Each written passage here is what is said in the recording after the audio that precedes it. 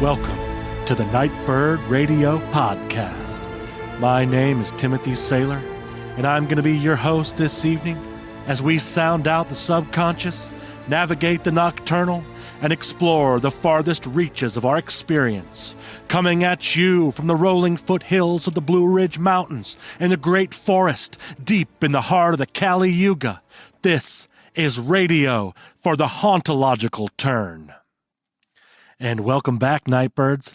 I've got a great show for you this evening, as we had the honor and the privilege of having Michael Simon on the show. Michael is a filmmaker, a death doula, a magical practitioner, and an all-around cool cat. I think you're really going to enjoy this conversation.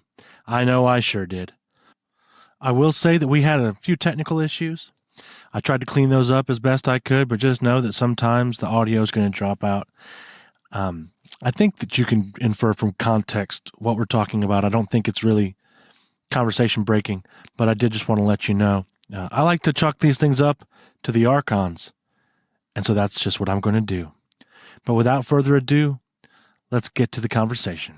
Welcome to Nightbird Radio, man. It's great to have you on. Thank you for being my first guest. Dude, of course. Yeah, thank you so much for having me. So, before we hit the record button, we were having a really interesting conversation about Prince and David Bowie, and immortality. So not only did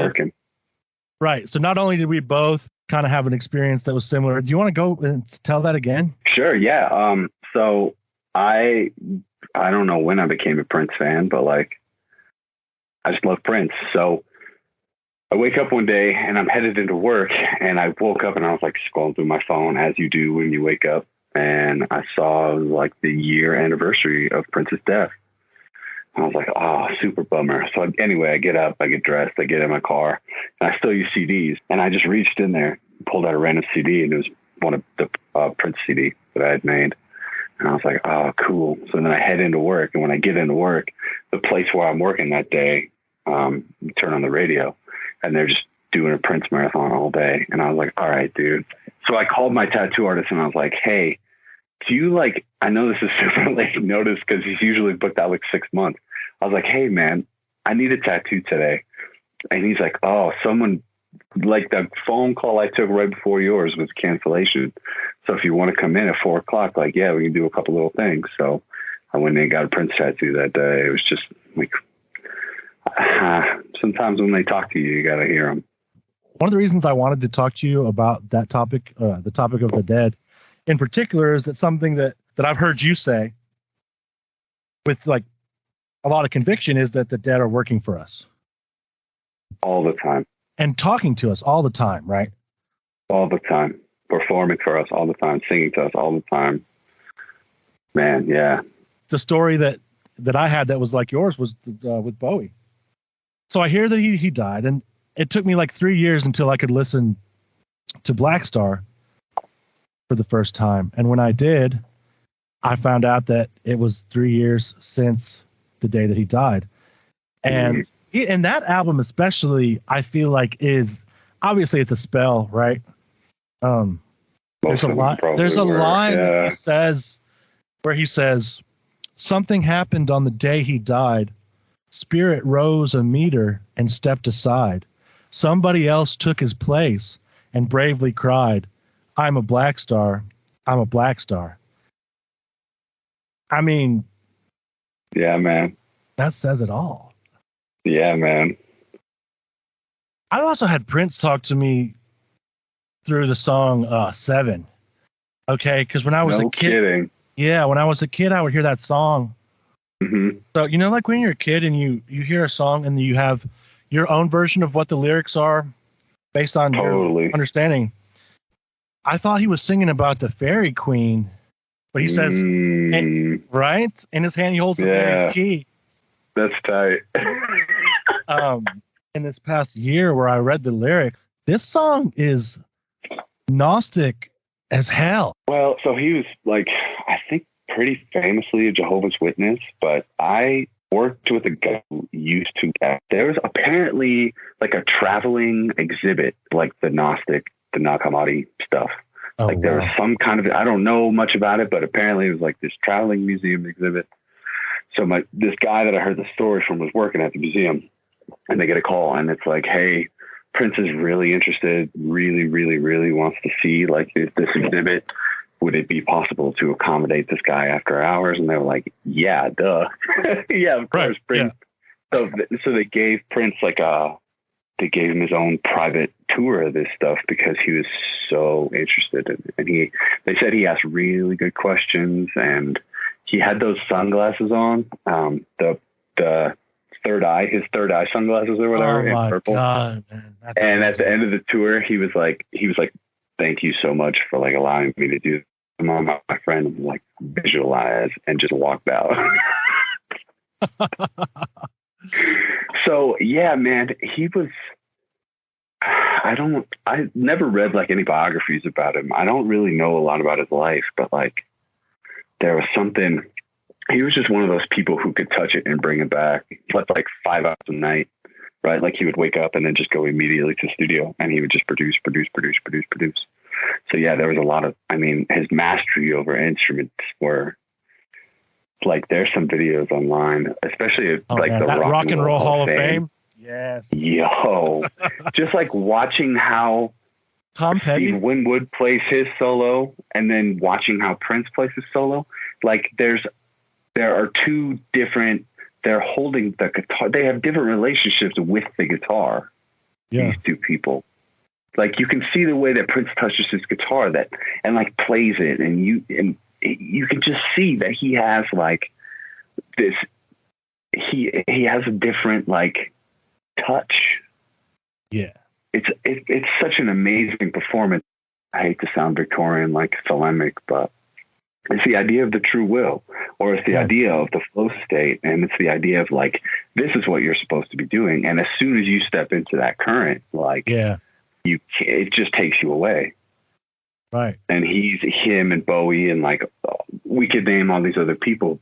And there's people who like work and eventually achieve it, who don't really have it. But the people who have it and then work it, there's just, I don't want to say it elevates them like above or beyond, but they're just those different people, you know, those sorcerers. You just paint, you just write, you just do these things that you're really good at. To me, that's more of a channeled activity. And I know that might sound strange, but I think that's different. I think that's exactly what we're talking about. It's like when you're in that flow, it's not work. It's like a channeled activity. When you're really doing what you're supposed to do, like it feels so effortless. So let's change tack just a little bit. I know that you had mentioned that you wanted to tell a couple stories that you had been thinking about. So it goes back actually to this idea that we were just talking about. It's like some people are just born with things. Like my earliest memory in life is sitting on my mom's lap, and she's reading me a book, and she turns the page, and I don't remember any other part of this book. I don't remember what it is. I've never been able to find it again, but she turns the page, and there's like this 2-page spread of like a spooky woods and a haunted house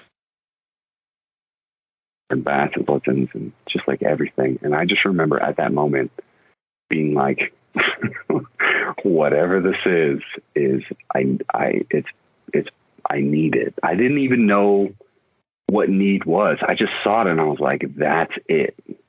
And my mom like finished the page. It was like, I can't understate just how it's like swept through me. It was incredible when I saw this thing.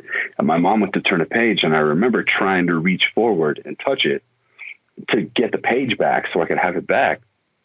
And I couldn't move my arm because I was so small that I didn't like yet have control over my body. So it's like, where did that come from? You know, it wasn't something that I had ever seen before, and I was an infant. So like, where could that possibly have come from? Chasing the dragon all my life, like trying to find things that fulfill this feeling that was instilled in me from like the very beginning. So I'm not like comparing myself to Prince, Right. But no, I But think it does. like, I have this thing from birth and I don't know what it is, but I know that like it's striving to reach fulfillment through me somehow, because it took me so off guard and I've been chasing it ever since. So let me relate to that story by telling another one of my own, if you don't mind. Thank you for telling me that, by the way. Yeah. Especially as like an earliest memory, which to me, those are so nebulous that for that to come through that strongly is an impressive thing. I remember it like it was yesterday, dude. It's important. And every time I see it fulfilled, like in pop culture, like that same hit of like whatever flowed through me, it's like this warm, loving. Right. It's weird, dude. So this is a little bit later. I don't know. I'm really bad actually at like situating my memories at what age I was. I don't know if that's normal or what, but I was pretty young. So my mom would take us to the library, and we would check out whatever books we wanted. And I would always check out books about cryptids, Flatwoods Monster, Bigfoot, Chupacabra, and I would force my mom to take me to her office so I could photocopy the pages, and I would just look at these monsters too. And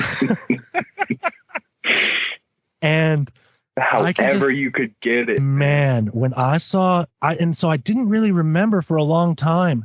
And then I saw a picture of the Flatwoods Monster again, which I don't know if you're familiar, but it is a weird looking creature. I mean, it's not like your normal kind of anthropomorphized. Yeah, look it up. I do, definitely. It's like a robot from space or something, right? Like. Okay. Anyway, so I saw this picture again after a long time, and like you said, wild. that dopamine hit, or that feeling of like, oh yeah, this is just the coolest thing I could ever, like, just people seeing weird shit in the woods. It just does something. I just to have to be part of it, man. I need it. Right. Like when I saw that shit, and every time I've seen anything that like kind of relates, which has been really few and far between, surprisingly, is like, I have to have it. I need it. I gotta be in it. Like put me somehow within this. So yeah, I totally know what you mean. Cause I was obsessed with that stuff as a kid too, which is not normal stuff. Right. So, man, I was obsessed with all the things I was really actually afraid of. That's interesting. So I was really afraid of aliens, but I couldn't stop watching the alien shows. They used to have the really good stuff on TV that was like bad reenactments and people just telling their story. Totally. But it would scare me so much that I couldn't go to sleep. I don't know what it is, man. And I've tried my whole life, like had these weird experiences, and like I have them around people. And when I look around, it's like, really? Like no one else, really? You guys like didn't feel that or anything? So do you mind sharing an example? Oh yeah. Well, private Baptist school as a kid, not because they were Baptist, just because they wanted us to get a good education. So we obviously had Bible study. Right.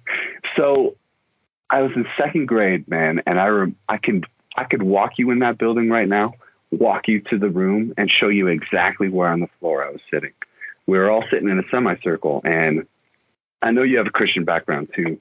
Yeah. Do you remember teachers having these like big kind of like maybe 10 by 14 cards, and they had these like oil painting pictures of like biblical scenes on them.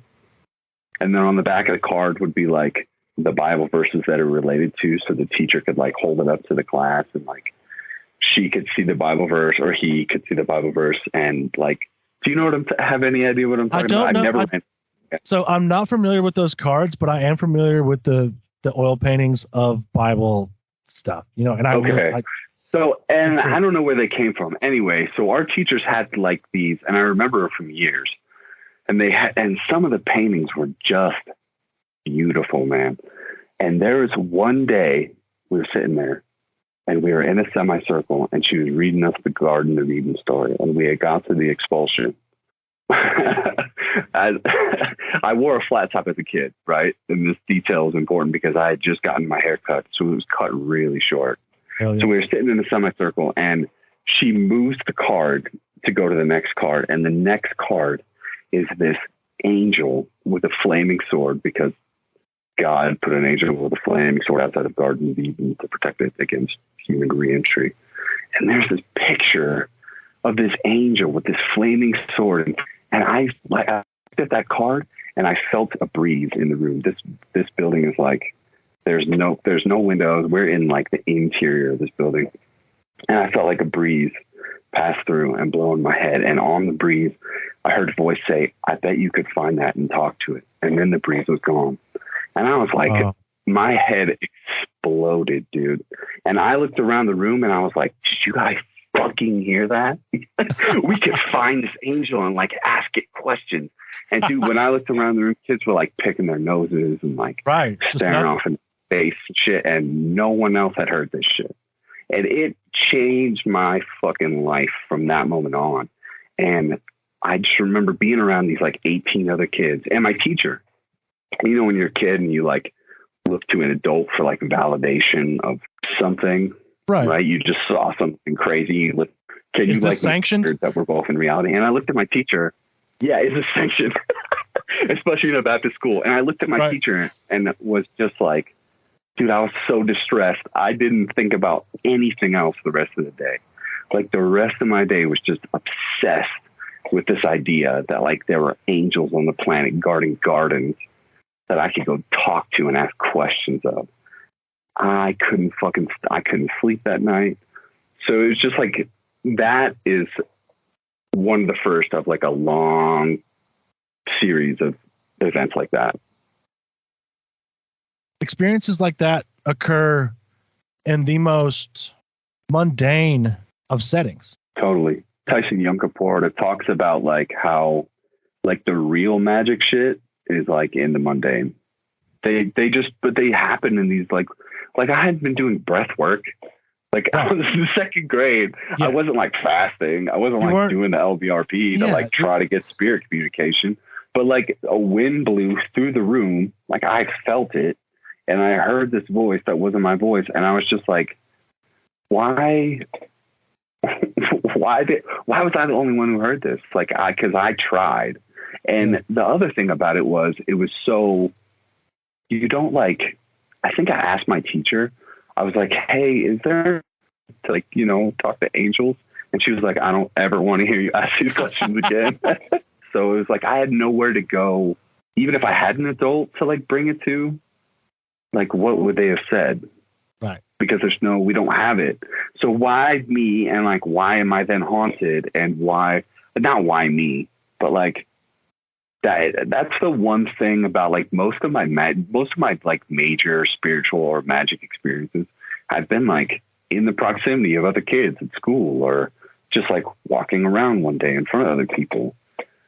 And it's really interesting to me that in certain places, and then when I actually found out, dude, that there was like a way to communicate with angels and like started reading about the occult, I was like off to the races.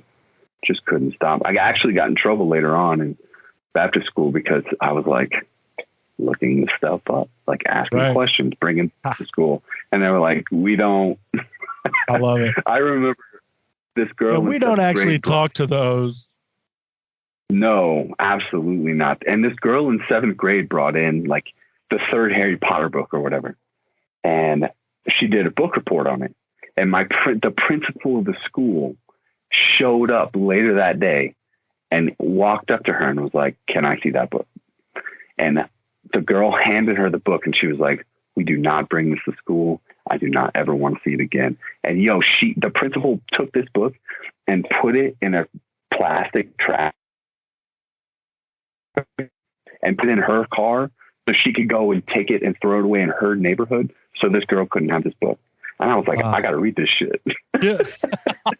The Streisand effect is real. So when my mom picked us up, I was like, can we go to the bookstore real quick? I got to get this book. And then it's just like experiences like that. I wasn't shown which way to go, but I was shown which way not to go. And I was like, oh, okay, well, there's something over here if they're trying to tell me not to go over here then. Well, it's kind of the same thing that God did when he put the angel there. You really expect, now I want to go there. That was actually my biggest gripe with Jehovah before I, came into contact with more information that was able to help me to integrate that back, but was, why would you put a tree there that you don't want people to eat? Like, there's something else going on here, right? There's definitely something else going on. And it always bothered me too. It always bothered me, like, well, why, if he knew that we were going to eat, then why did he fucking put it there? Yeah. And like, because free will, it just is not satisfactory. So that started me on a long journey, I think, I talked about that on. Totally. Me too. Right. You have those experiences, and I didn't go to a Christian school, but I went to Sunday school plenty. And, same type of scenario, right? It's in the South. Yeah, you just didn't have math. Right. We had math. Right. That's it. Yeah. But then when I would go and read the Bible solo, it was like, oh, damn, this is like a story. This is a book about like wizards. Because you have like Samuel, who's a straight up wizard, and then he dies and they use his skull to like talk to him or whatever, right? I mean, it's like the Lord of the Rings or something. Like the Old Testament is. And as a kid who's obsessed with like the experience with like looking at that monster picture made me chase this shit down, made me chase other shit like that down. And as soon as you start chasing that down, like Dracula gets religious real quick. Yeah. So like you start seeing these threads pulled on in other places. And then when you go to school on Tuesday morning and you're like, oh, wow. Is that why Dracula's afraid of this cross? Because Jesus, and I started putting these dots together, and I thought it was just so interesting that the shit that really worked, like the magic that really worked, was like what these adults were trying so hard to keep away from us. Right. Because let me share another experience, because I think it's like negative pole to this other experience. I was in 6th grade, and we had every Monday morning was chapel. So we go to chapel, you sing your songs and listen to an adult talk to you and whatever. So we go, and the chapel we had was this big kind of like modern. I would like to go back to it because it was probably like octagonal now that I think about it, but it was really oblique, and it kind of descended toward a stage, and then the stage arose. Anyway, so on the stage was our like choir leader or whatever, the music leader, and he was playing keyboard and like singing, and we were all standing up and everyone was singing. And then just like kind of stray, I looked from him up onto the ceiling, which is like a white ceiling, and I saw like a black figure, like a shadow figure of like a male. And I was like, holy fucking shit. God is here right now. Like God is here right now. Like listen to the song. I can't and I looked, and it was like, the thing was still there. And I was like, holy fucking shit. So I was stunned. It was another one of those moments where I was like, God is literally in the fucking room listening to this song right now.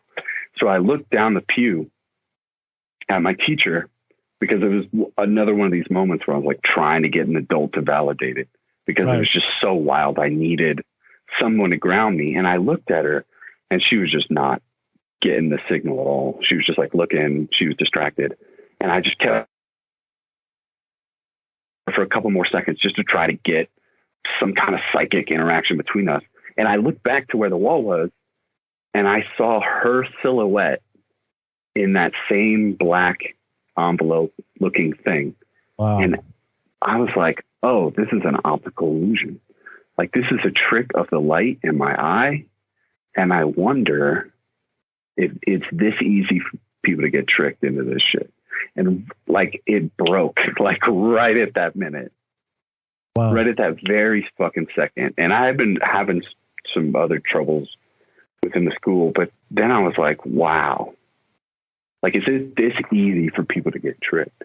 Which started like another long line of inquiry and like kind of really stepping away. Cause I wanted to go to church. Like, I would call my cousins on the weekend and I would be like, yo, are you going to church? Like, let me go to church. Cause let me go sit in church with you. This shit's tight. And I would ask my parents, I was like, can I go to church? And they were like, yeah. I guess. Sure. Sure. Why not? So I was the same way too. And I was like, man, and that moment when I would realize that like this experience that I was having was like I said, like an optical light illusion, man, it kind of cracked everything a different way and sent me this other different direction. And I think those two experiences mean a lot more to me than I think they do. Yeah, I would say so. Especially what's interesting to me is the fact that her form somehow got conflated in with that shadow form, and that it's like demiurgic to me. You know? Yeah, and that's, I didn't know that at the time because I wasn't hip up to the Gnostic stuff, but like that's essentially what it is. I mean, it's the allegory of the cave. Right. Like, you're seeing these shapes projected, and unless you had any outside context at all, then the way the light hits the guy playing keyboard, the way the light hits him and the way your eye picks up that light, then can burn that image onto a white ceiling, and people can I could have gone either way in that moment, but it was an extreme enough moment, and I'm an extreme enough person. It was one of those like gateway moments. Like, the gate was open from there. So. That's really cool. The gateway moment. I like that a lot. That's what I like to call them, because it feels like it's never really felt to me that there's like guiding me through this. Like, oh, there's someone carried me through this moment. It was like a gate opens. Are you coming in? And if you come in, like, understand that when you enter this, like, there's a whole other realm of relationship and possibility, and with that, responsibility. So if you're willing to mature yourself enough to like walk through this gate at this moment, like, and really then sit here and learn about these things, that's how it's always felt to me, more than like some spirit guiding me in a direction. It's always been like, it's up to you now. I like that too, because it puts the agency on you, right? Well, for better or for worse. Yeah, for better or for worse. And none of my peers were having that. So I understood that, like, I don't know, I could go on about how I got mad at Christianity for a while. Oh, man. Yeah. I still kind of am, but like, it's just like, it's really interesting that things happen. Why, again, like, why am I the only one who saw this? Why am I the only one who heard it? Why was I romanced to monsters at a very, very early age? And these things grew into all these weird interests and avenues. You're talking about being mad at Christianity. It wouldn't have been able to make me so mad if it hadn't held such promise. It was my like expectation, because I like praying for people, and I like trying to, whatever you want to call, like, transcend. Like people. I like the ritual. I like the building. I like the paraphernalia. Yeah. Some of the songs fucking ruled. Dude, yeah. You know what I mean? Like, it was the community. Everyone come together. And I've always been a person, dude, who, like, when I'm on a team, when I was like on baseball teams or whatever, right. And you would be on a winning team or whatever, and you have that moment where everyone is here and everyone is doing their thing that they're supposed to be doing. So there's no interference with anybody else, but the whole thing is working so well that it produces this like third other thing. Like, that's how kind of church always was to me. Like, we're all here, like all our energies are here. It was like, it was like we were all Power Rangers or whatever. Do you know what I mean? I know absolutely what you mean, because the way I see it now is like when I pray to, and I'm doing, air quotes, when I pray to God, right. I'm praying to a place. When a place that may have existed before, or maybe it exists in the future and we're trying to get back to it, or maybe we're trying to create it again in a new way. But it's a place where we're all like you just described, that team. Yeah. It's that idealized society, right? But you could call it the angelic choir, whatever, right? Sure. We are the witchcraft or whatever. Yeah. And to me, that's the pleroma, the Gnostic idea of the pleroma, the realm of the all, where all is in its place. And I think, personally, that broke somewhere. And so I think our journey of experiencing that and then experiencing just how lost that can be from what our expectations were. The idea when you were just talking that I got in my head was like, it's all fragmented, like a piece of it's fragmented glass. Yeah. I mean, I think you can talk about God kicking Adam and Eve out of the garden. Personally, I think it was God that fell. That's really interesting. I like that. Yeah. And maybe became us, who knows? But you had something that you were about to say before we forked off there. Well, actually, I was just gonna ask you, like, do you remember having any of these experiences like that? Do you remember having like these point event experiences, or was it more of just like an ocean kind of like whole thing just picked you up and moved? Yeah. No, my answer is I was not having that same experience, which is interesting, right? Because I was. Do you remember so obsessed with? Do you remember the first time? Oh, okay. So you really wanted it, and I was thirsty for it, and and so I was always seeking, and then eventually, like I talked about the practice that we had, this like ministry that I was involved in that I talked about in when I was telling my story. So that's when I really kind of started to have things. Okay. Yeah, and so you'd go out and whatever, you'd listen to God, and God would speak to you. And so I would have pages and pages and pages. Right, and you'd write it down. Automatic writing, right? Do you remember, what was the first time you did that like? So the first time I did that. Like, do you remember the first time it happened? Yeah, I do. So it was like something that would get revealed to you when you went on this retreat, man. I know this sounds like sweet beginnings of. I know exactly what you're talking about, dude. Like sweet little cults. They told us that, okay, now you're going to go off and God is going to give you a name. And you just sit there and you meditate until you get a name. I sat there for a long time and was like, no, I'm not going to get a name. Like, this is really weird. Maybe even kind of stupid. But I just remember clear as day, the name Samson came through. Okay. I thought it was something about strength. And then I was in high school, so, like a high school guy is like going to probably read that into it, right? Totally. But actually, Samson, it doesn't really, I mean, maybe it describes him as being like muscle bound or something. I can't remember, but what actually his power was that the Spirit of God could come upon him. Right. Right. And he would do like amazing things, but he also ended up going to jail and being blinded. You know what I mean? Like, so. Totally. There's been a lot of it in my life. That's really interesting, dude. Yeah, man. There's been a lot of stuff in my life that when I look back, I'm like, whoa. That was like kind of the word prophecy is very like, but it was prophetic for me. And then like, I couldn't stop, man. So I would just like, I would do this stuff just every day for like hours, man. And I'm really bummed out that. Did you get like operable intel out of it? Any of it? Did you get anything out of it that was like, that stuck around for a while? I didn't think to even do that, but some of it has stuck around, but a lot of it was just like, and this it was like encouragement. Okay.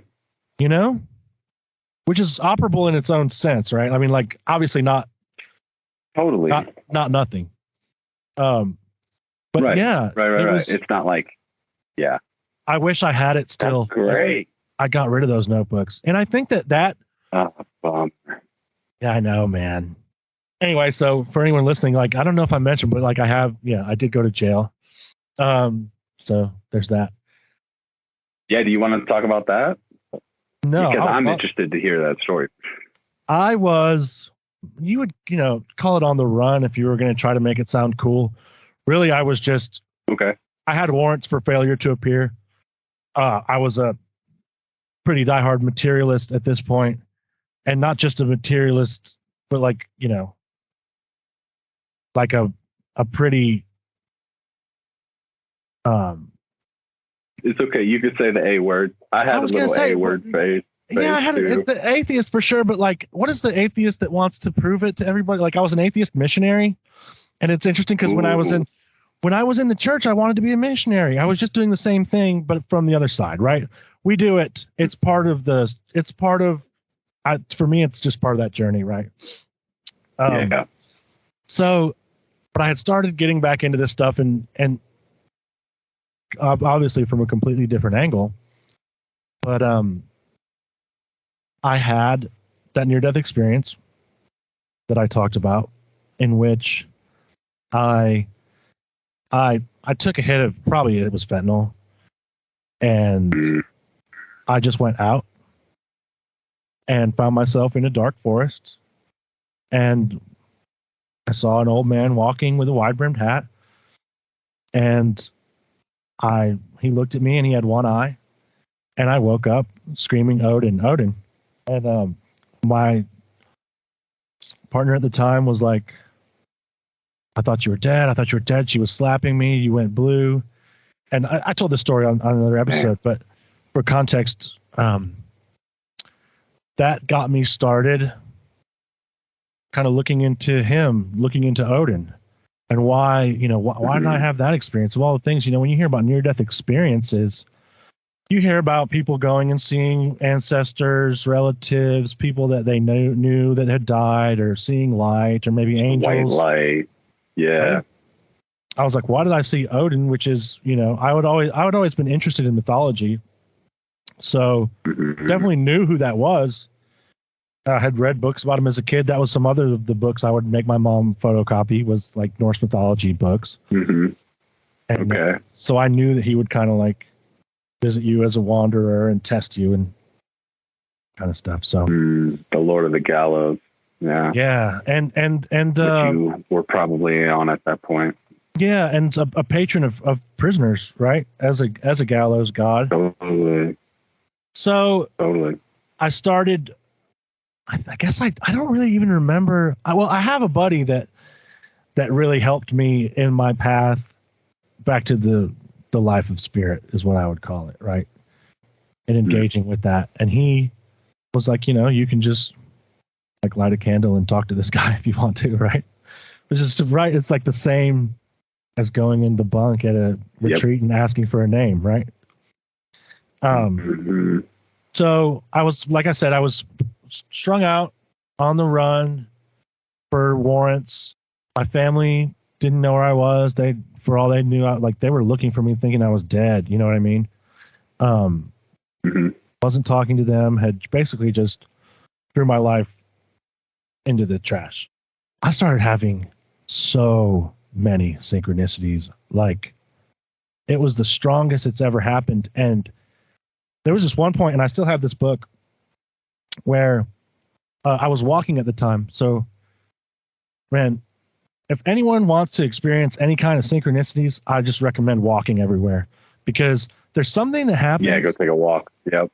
There's something that happens when you're not moving so fast as you would be in a car or on a bus or whatever, that really gets you in that relation with place. But we could go, that's a whole nother topic, right? So I was walking. There was a one of those little free libraries. Oh yeah, I leave books in my local one all the time to fuck people up. Yeah. So I said, if you're real and you're really talking to me, then show me a book in here that proves that. I still have this book. And so I opened the door, and there's a book called The One-Eyed Man, and from the publisher Viking. Man, and I started losing shit. Yeah, so I started diving deeper and deeper and deeper. So also what would happen is he would trick me. And he had told me, it was about a week before I got arrested, that you need to stop doing this stuff because it's not useful to you anymore. And he was talking about the drugs. And so I was a week quit, white knuckling. I wasn't, getting help or anything. Right. I bet that sucked. If I had been stopped at any other time in the previous year, I would have had enough drugs to like put me away for a while on my person. You know what I mean? Right. I would always walk around with just a big old bag in my pocket. Damn. Right. And so when I was in the back of the police car, because eventually like the cop runs my ID and is like, he's like, oh God, like I wasn't even expecting to do this today. You know what I mean? Yeah. He was like, I was expecting. I just want to have an easy warning day. Yeah. Right. The state that I had the warrants in did want me. They call them on the radio. And they're like, hey, do you want us to hold this person for you? And they're like, yeah, we'll come get him. So I'm in the back of this police car in handcuffs, and I'm praying to Odin, break my bonds. Because I had just looked at some bind runes the night before, and one of them was like a bond breaker. And I was praying for him to break my bonds. And no answer. Of course, my bonds didn't break. So I go to jail. But you know what? He was there with me the whole time. I had this prayer that I would pray, and I had memorized it. And so I would pray this prayer in jail. There's a bunch of crazy synchronicities that happened in jail. One time I was walking by the TV, and the guys were watching Jeopardy. And the question that Alex was reading as I walked by was, in Norse mythology, he's Thor's dad. And I'm just like, holy shit. Yeah.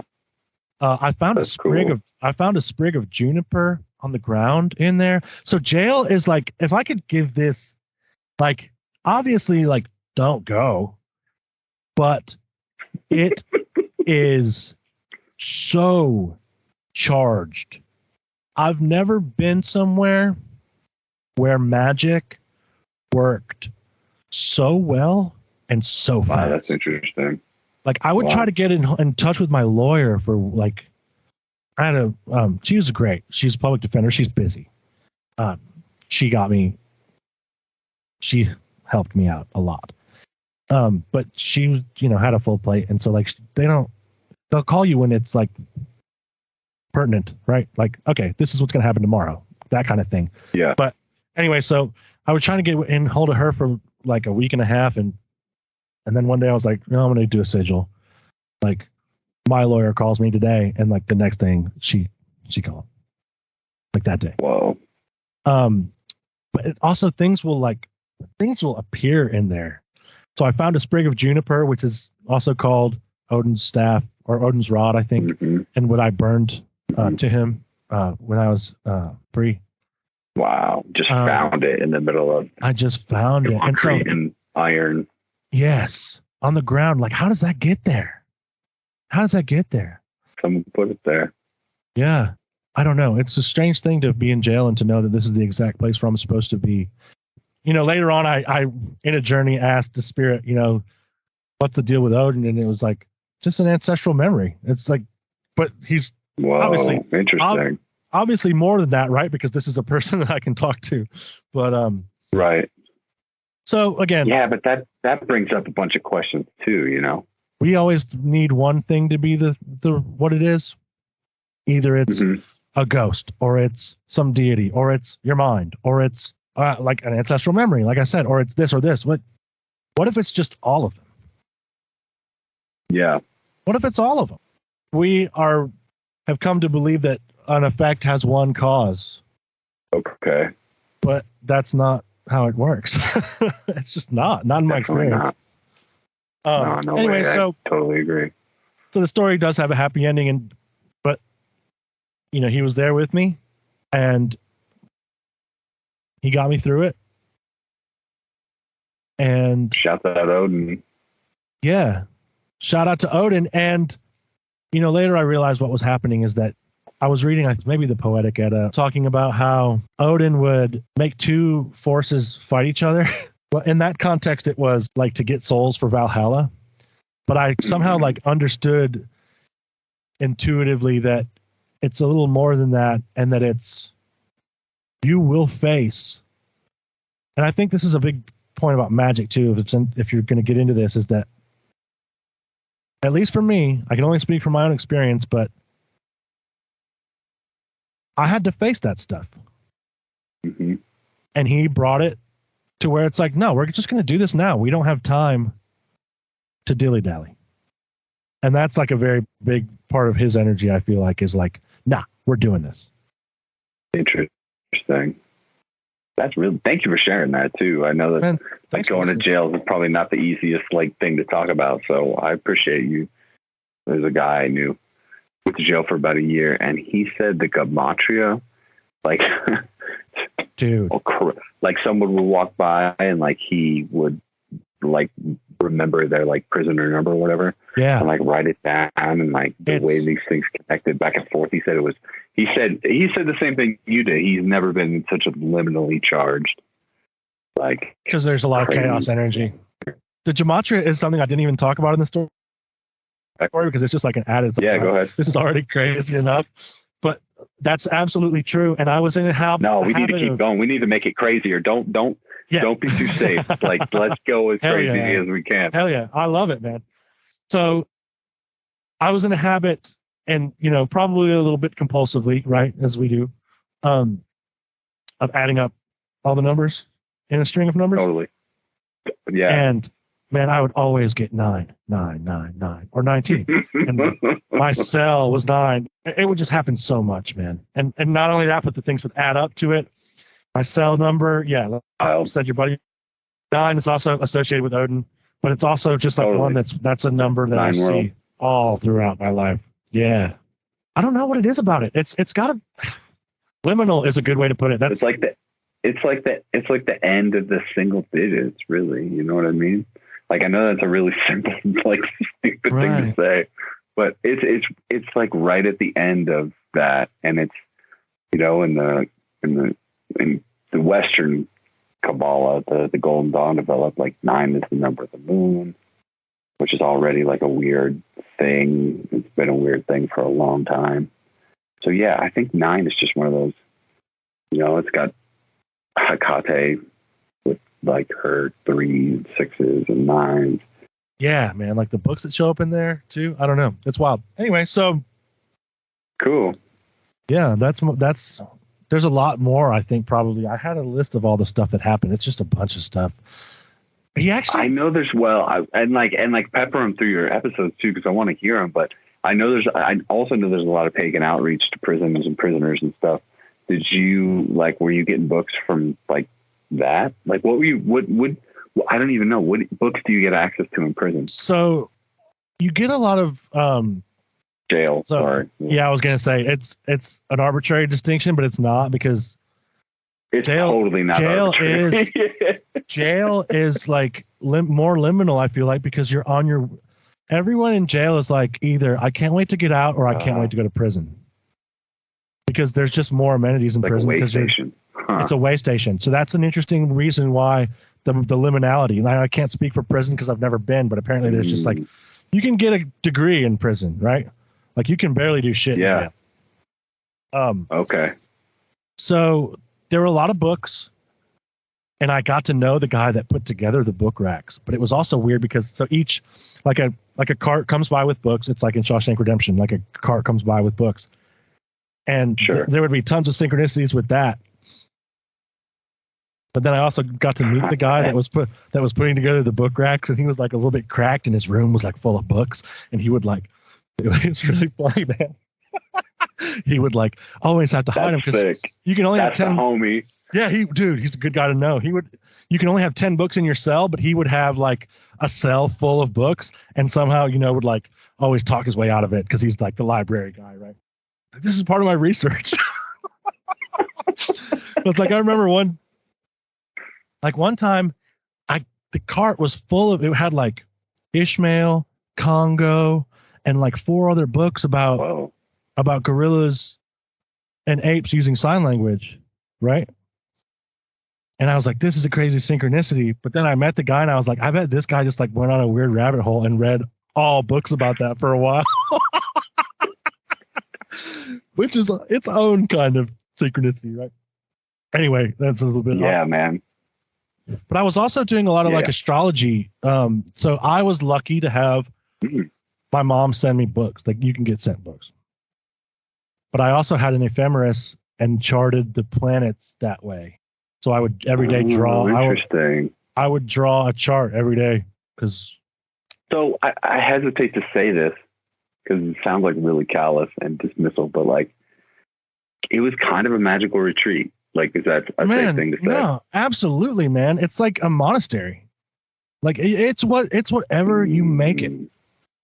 As someone who calls himself too that the environment is so malleable. As someone who calls himself a Gnostic, it's really weirdly parallel to just the experience of living in our society.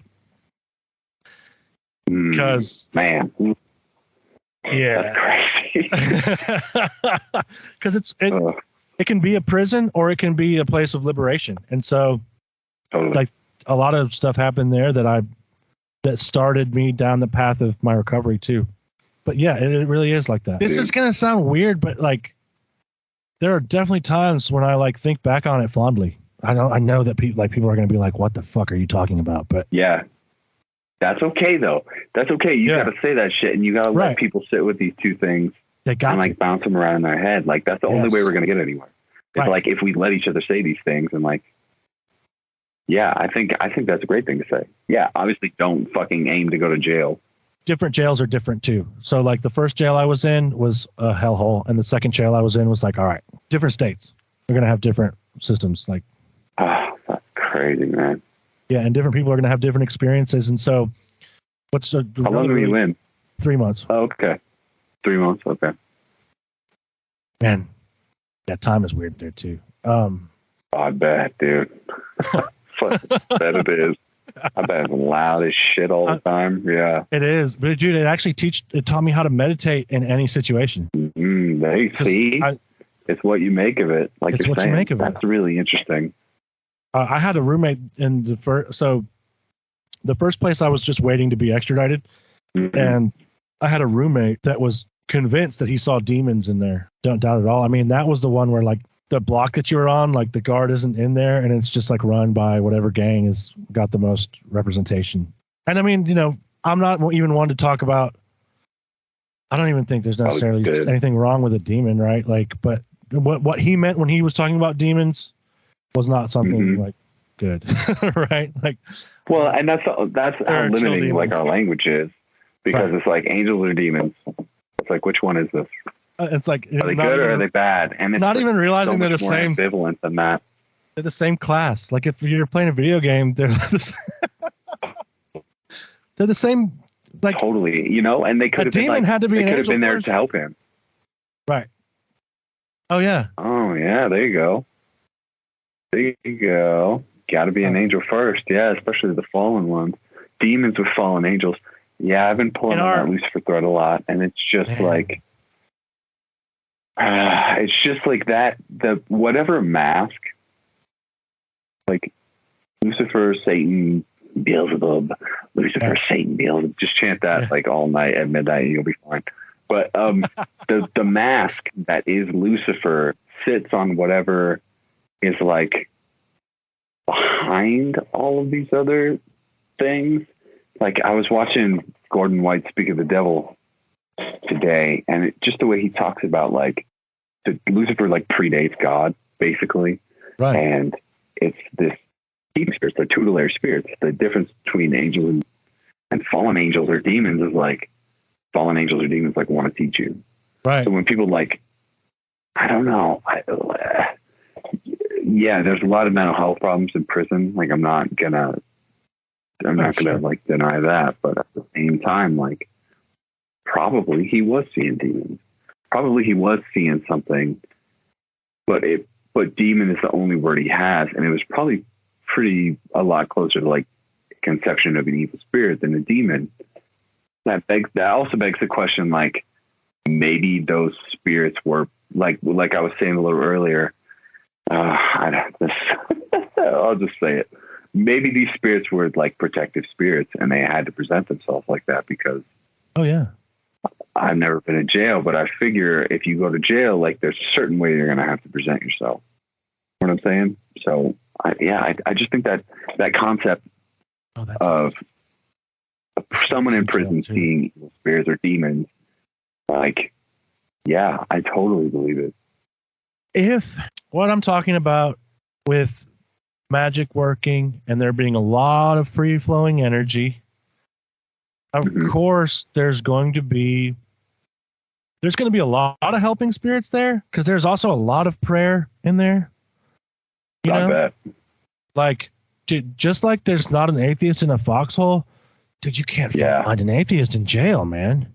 And you can't find someone that doesn't pray in jail. I don't care what they're praying to. They could be praying to their family that they haven't spoken to or something. You know what I mean? But they're praying.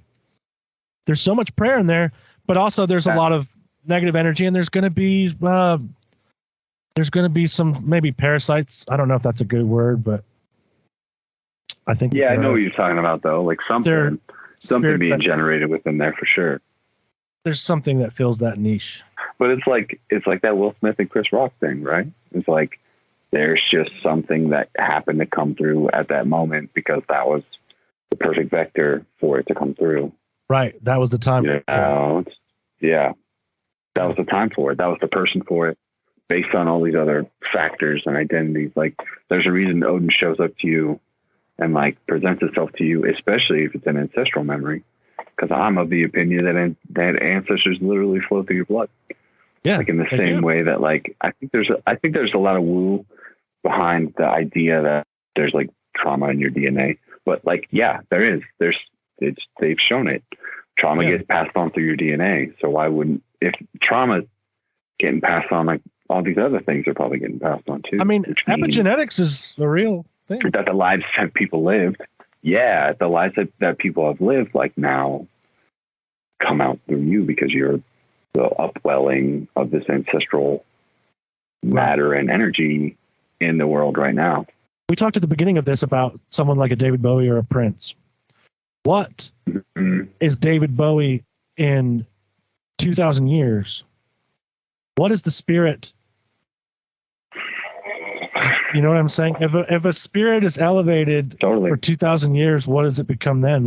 If spirits have agency, which I believe they do, they can experience change and be different. Like to me, Odin was a very different person and even said, like, I'm not like the same person I was back then. If that sounds crazy, I know, but like that, I have that question all the time of like the disparity between the way the acts and the New Testament God acts.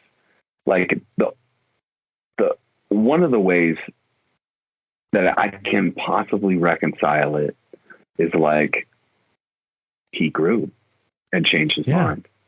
Yeah, totally. You know what I mean? But like to say that God changed his mind is like, wait a second.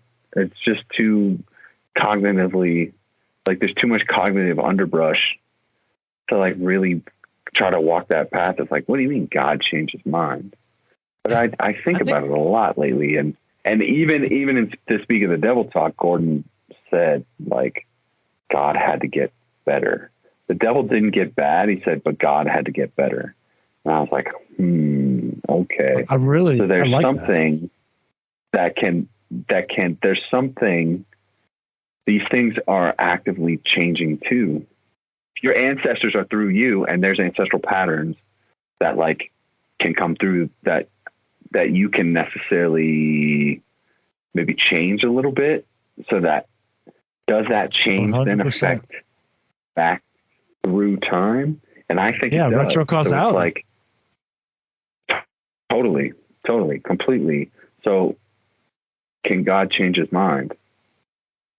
So one thing that this is just personal, unverified personal gnosis, but also was relayed to me by a spirit, and I couldn't really tell you who, right? Like sometimes it just says like, okay, that's spirit contact. Sure. Sure. And sometimes the name is just to help us, right? Like for instance, with the Odin thing, I like Aidan Walker talks about like there are many Odins. Well, it's like, yeah, the dude has 1,000 names. That makes sense actually. But what I was going to say was, there's many Timothys, there's many Michaels. Right. Spirits allow us to change, and we allow them to change. That's the interplay. Because obviously, like, if they didn't, not that if they couldn't get something from us, because that seems so transactional. Verifiable in a way, right? It's a good question, because like obviously you can offer certain spirits certain things and they'll do things for you, right? I think like if you imagine the experience at least once, but like why do these spirits need rum? Right. Like why, if they can experience things through us and change through us, boy, that's like one of those gates that I walk through. That's like, you're going to take responsibility now for this. If you're coming through these gates, like there's certain things that you're going to have to do. And that's why when I looked around that classroom one day, I was like, oh, maybe I'm the only one like willing to do this for them. Maybe I'm the only one willing to go talk to that angel and like ask a question. Maybe that angel is lonely. And I had when I was a kid, I had still to this day, like I remember the first time I just idly picked up a rock and threw it. And like, I was like, oh my God. And I went and found that rock and put it back where it was, because I got the feeling so strongly that the rock had been separated from like its relationality. Like it felt to me at the time, like I just threw this rock away from his family. So I went and got that rock and like brought it back. And that's been something that I had a box of rocks that like, I would pick up a rock on the street and I would be like, oh, this rock wants like someone to hang out with. I know how crazy it sounds, but like, no, I love that. Well, I have a box of rocks at home where all the rocks can like come hang out together and like be with me because they wanted to come home, or this rock wanted to stay here, or like, I'm sorry I threw that rock, I'll go get it and put it back. So it's like, maybe that's why these things kind of vector through me, but there's certain things you have to do. Like if even in relationships with like your grandma and mom, like when you the relationality thing that you do as a son to your mom, when like call your mom, right? So like spirit probably moved you to call your mom, even though you're in this situation. But that's like the relationality of these things, of our relationships. Yeah. That comes to me. Of each other. Absolutely agree. And I love the way you said that. And also I think it comes to, and this is another very tricky word, but power. I don't know if I would have had the power to call my mom in that situation if it weren't for some sort of spirit intervention that reconnected me to the power that made me able to do that. Well, that's Samson, isn't it then? Like the Lord can work through him, right? Right. Totally.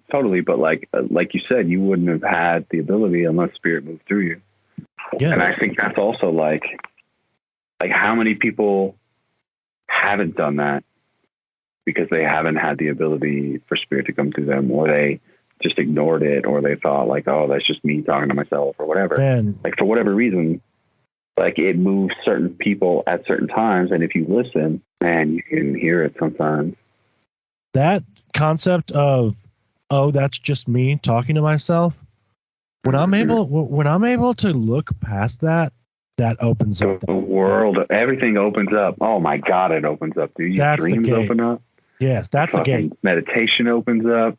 It's one of the gates. Certainly is one of the gates. Oh yeah. And it's not the only one, but yes, it's a gate for sure. I see people all the time who are like, I'm bad at scrying. I'm bad at spirit contact.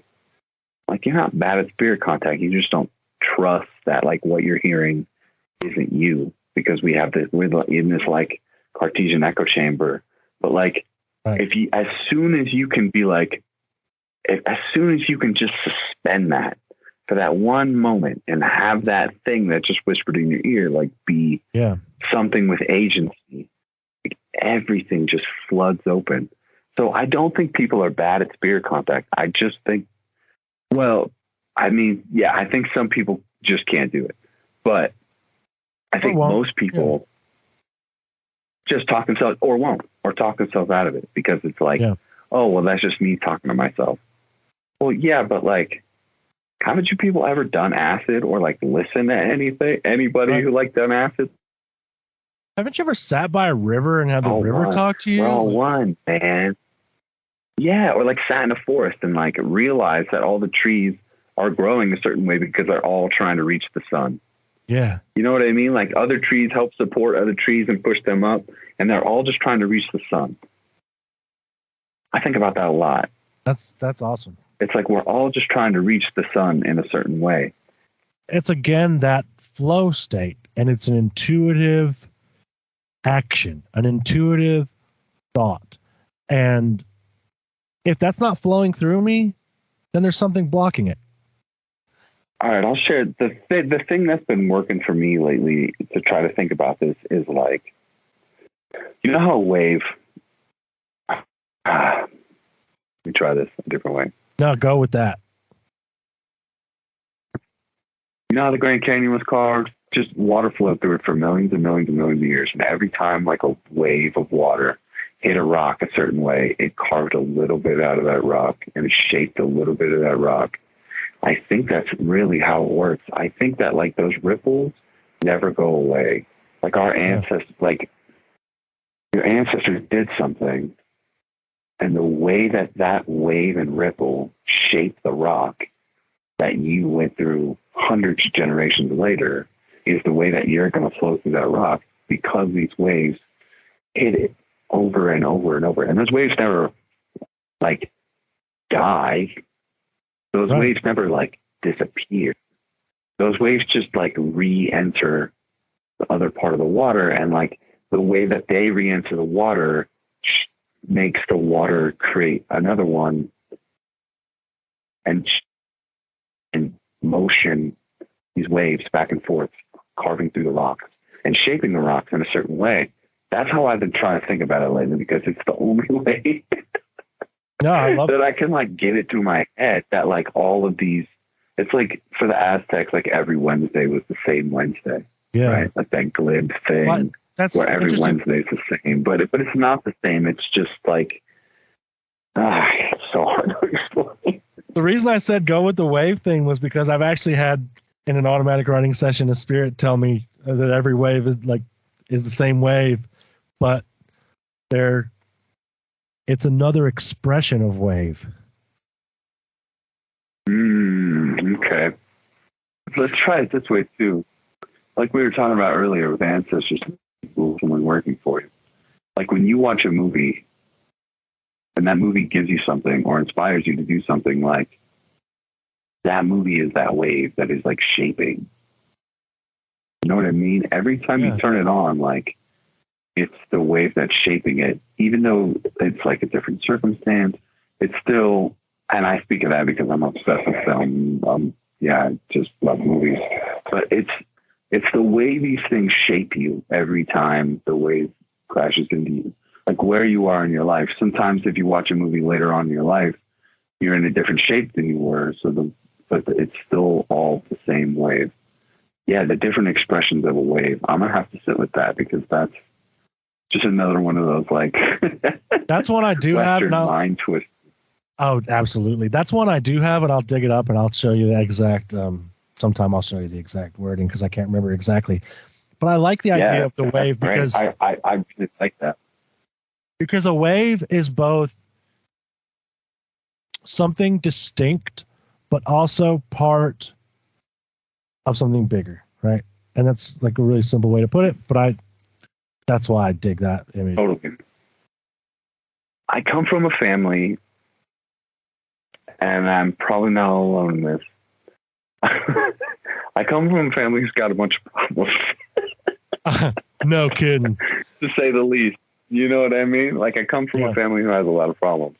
And I was fortunate enough to mostly have my dad around.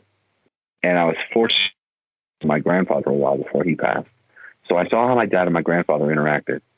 And I saw a lot of good stuff and I saw a lot of bad stuff. And now that I have kids, I see that a lot of these things, how do I put this? I see that a lot of these things are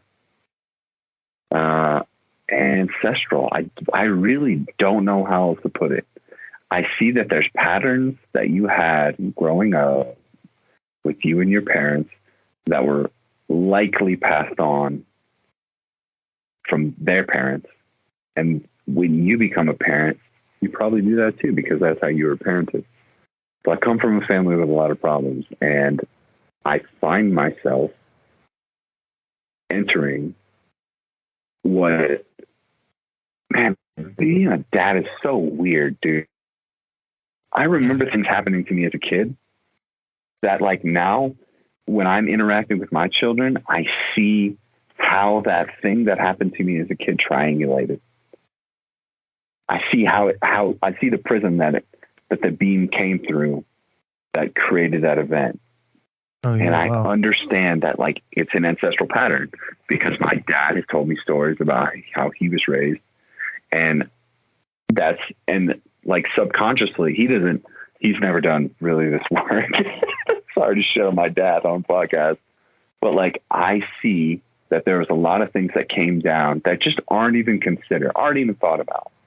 And a lot of this stuff that, like, you just do is like ancestral patterns, things that your parents did and their parents did so these things come down.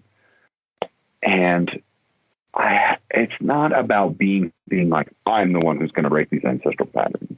It's about, like, dude, all right, here's how it works for me.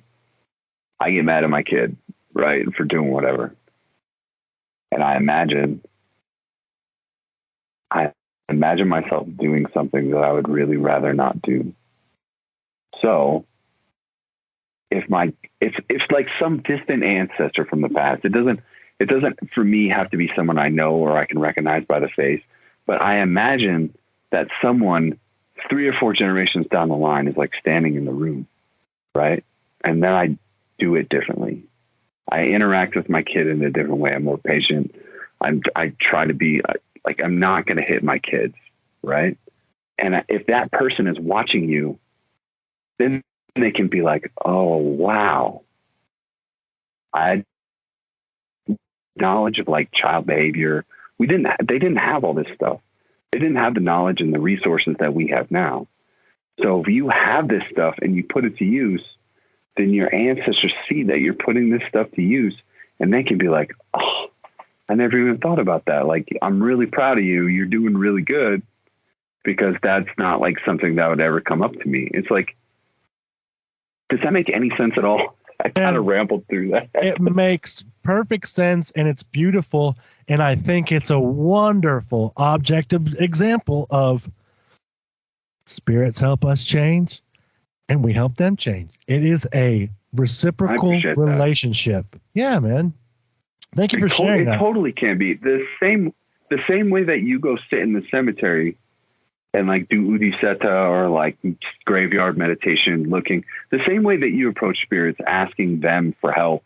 Other things that you can offer them. There's things that you know that they don't know about, right? You know, that you can bring to them. They can ask you, and you can help them through ancestral elevation, through all this other stuff. There's 1,000,001 ways to just, like, try to be better, to just, like, keep growing and keep moving forward and keep, like, helping each other be better. Yeah. Because if you're on that team and everyone's operating in the exact way they need to be doing for the team, then, like, you're participating in this larger community, and, like, everyone benefits from that. If you just sit down, I think that's why this idea of will was so important, is still so important to Crowley and, like, all the people who are in Crowleyanity, because it's like, man, if you get in these flow states, the communities just flourish. Like, if you're all doing what you need to be doing, if you're all chasing your cosmic purpose or whatever, and you're in that flow state and everyone else is in that flow state too, then everything just blossoms. And when you can take a step back and just be a little bit more patient with your dog, or just be a little bit more patient with your spouse, or just be, like, better for something, you know, just it's just this forward march that we can. Oh, it's a terrible military term. I'm sorry. Let me No, take that it's back. actually It's like great. you're moving forward with each other, and like, what's the point of doing something over and over and over and over and over if you're not going to learn from it, if you're not going to get better at it, if you're not going to improve at it? And that's like, these ancestral patterns are there because they're not trying to be broken. It's not your job to be a fucking hero and to break these things. It's just your job to make it a little more in line with that flow state. Just be a little better. I love that, man. Thank you. Yeah, I think I learned this phrase from Daniel 4, but just to be the beautiful face of your people. I just want to rep my people, man. You know what I mean? They worked so fucking hard for you, dude. Yeah. They fucking worked. People 300 or 400 years ago, 1,000 years ago, 2,000 years ago, people fucking, human beings have never had it better than they have it right now in the Western world. I mean, There's a lot of people out there still suffering, but like people in the United States and stuff, the opportunities are simply endless. And I feel like a lot of it is squandered, and it's just, you just have to, like you were saying, be the beautiful face of your people. They worked so hard to get as well flourish for them, right? That's what they wanted for you. That's why they did all the work they wanted, because they wanted you to be better. And like, if you approach them and you're like, hey, how can I be better? And they show you ways to be better. Like, you just have that one illuminating moment. Like, that helps you. That helps them. It's just, like you were saying, this reciprocal swirl that just keeps going. We are in this time, and by that I mean like being embodied. It is I mean, we are that liminal place, that bridge between the ancestors and the descendants. And it's such, I know you're saying it's like, it's not our job to be here or whatever, but it's a very important spot to be in. There's this guy, Al Cisneros from Om and Sleep, those bands. I was reading an interview with him that he was doing years and years and years ago. And they were like, any final words or anything? Do you have anything else you want to say? One of those things. And people usually are always like, yeah, listen to my band. And he said, the privilege and honor of being incarnated in a human body is to work through your shortcomings. And it cannot be understated how much of a privilege and a blessing it is. Yeah. And that's just stuck with me, dude. It's like, why not try to be better? Why not just give it a shot? I love it. I don't know. People approach spirits all the time, and they forget that, like, they sometimes you just go sit down and talk to people about what's going on. Like, they're really interested to know. They're really interested to hear from you. Like, call your grandmas. Yeah. Call all your grandmas. And in the same way, it's like, call all your grandmas. It's like your grandmas from way back, way back. And they want to hear from you too. They're interested. And also the most bright, dazzlingly luminescent being I've ever come across was an ancestor. Like, we think about, like, I believe it.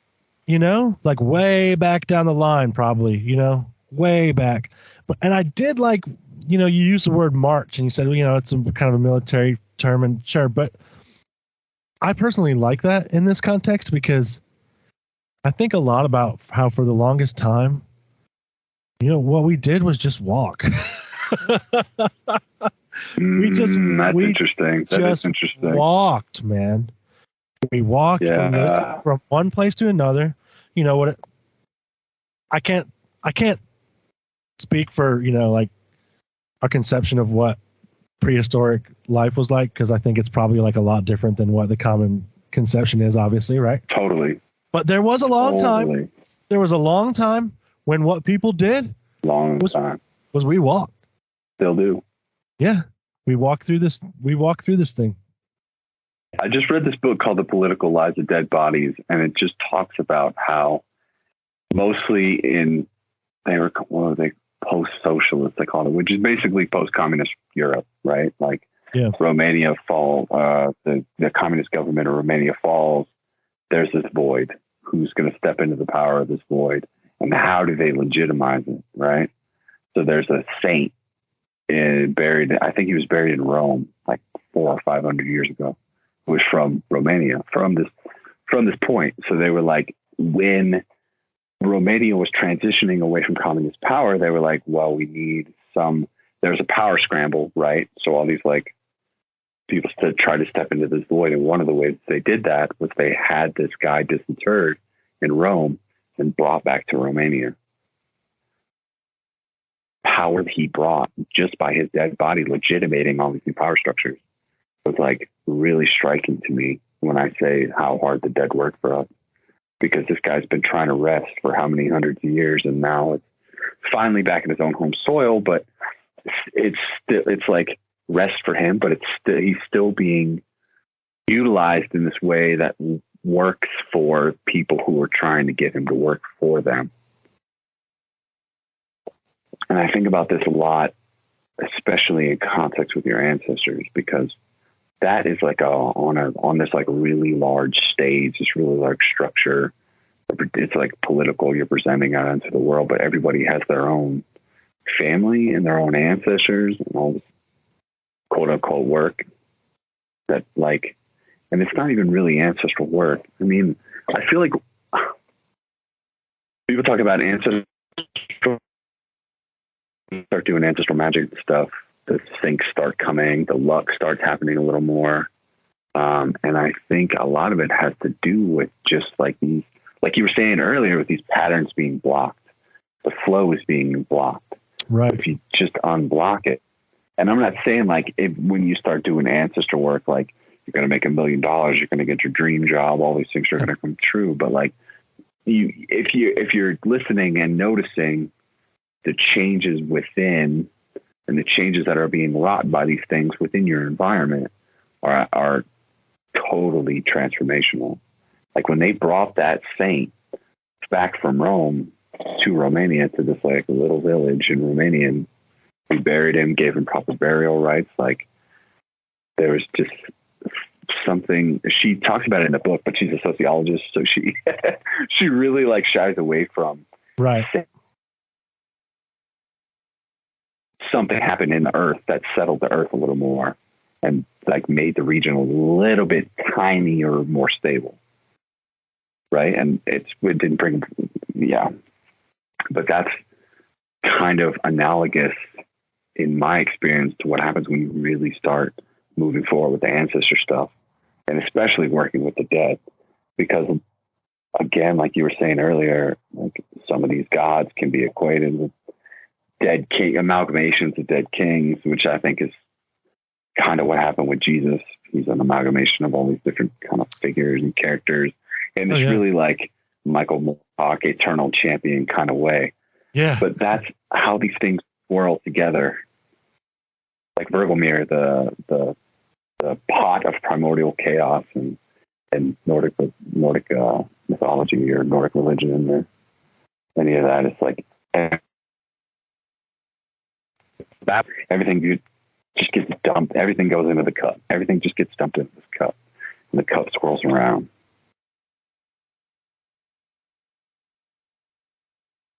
You were breaking up some there. Taking up. Oh yeah, sorry. Probably because I started talking about Babylon. Archons don't want me to talk. Yeah, absolutely. They don't want to hear about any of that. They don't want people knowing about that shit. Yeah. That's interesting. That actually, because anyway, I was kind of rambling. No, you're good, man. I didn't know that that's what you were talking about. It makes perfect sense now. I mean, it was breaking up bad. That happens. That's funny. Yeah.